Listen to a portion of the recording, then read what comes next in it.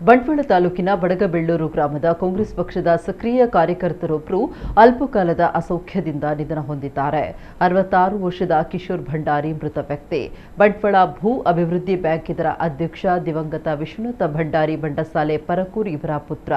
ಇವರು ಶ್ರೀ ಕಾವೇಶ್ವರ ದೇವಸ್ಥಾನದ ವ್ಯವಸ್ಥಾಪನಾ ಸಮಿತಿ ಸದಸ್ಯರಾಗಿದ್ದರು. ಇವರು ಪತ್ನಿ, ಓರ್ವ ಪುತ್ರಿ ಹಾಗೂ ಸಹೋದರ ಸಹೋದರಿಯರನ್ನ ಅಗಲಿದ್ದಾರೆ. ಬೆಳ್ಳೂರು ಬಂಡಸಾಲೆಯ ವಠಾರದಲ್ಲಿ ಮೃತರ ಅಂತ್ಯಕ್ರಿಯೆ ನಡೆಯಿತು.